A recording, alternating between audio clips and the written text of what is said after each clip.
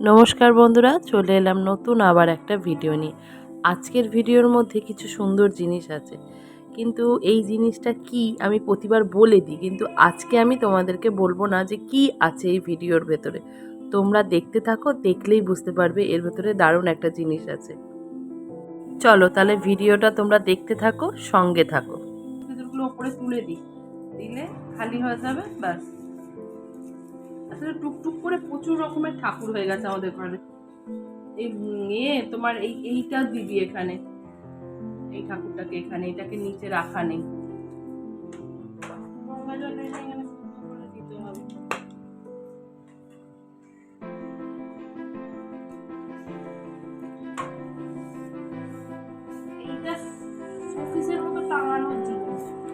পেরেক করা নেই তো সেইভাবে, কোথায় টাঙাবো বল?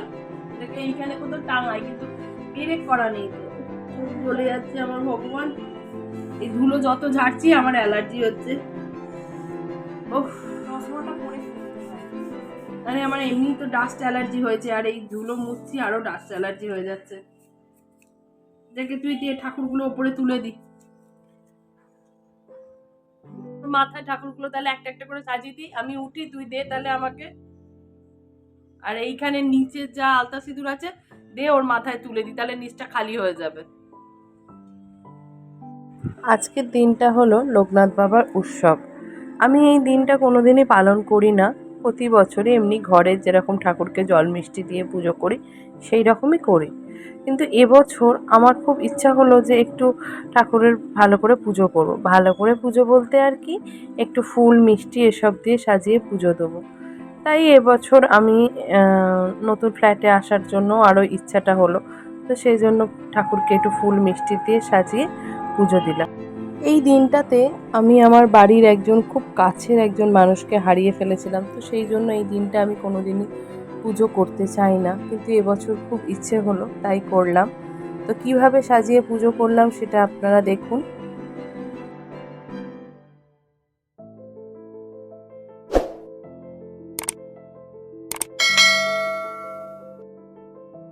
ওইটাও দে, ব্যাগটাও দে। হ্যাঁ হ্যাঁ, এই যে আপনাদের সাথে একটা জিনিস শেয়ার করব বলে আজকে ভিডিওটা করলাম।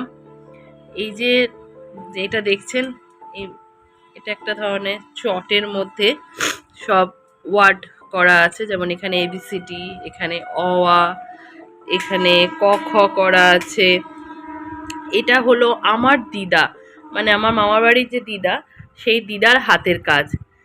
তো উনি আজকে তো নেই এই পৃথিবীতে, তো ওনার এই কিছু জিনিস আমার মায়ের কাছে ছিল, তার মধ্যে আমার মা আমাকে এটা দিয়েছে আপনাদের সাথে, তাই ভাবলাম শেয়ার করি। উনি যখন ক্লাস 3-তে পড়তেন তখন এইটা বানিয়েছিল।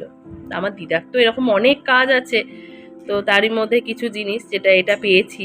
তো এই যে ক্লাস 3-তে উনি বানিয়েছিলেন, এবং এর সাথে উনি ওনার নামও লিখেছে যে উনি বানিয়েছিলেন NNS।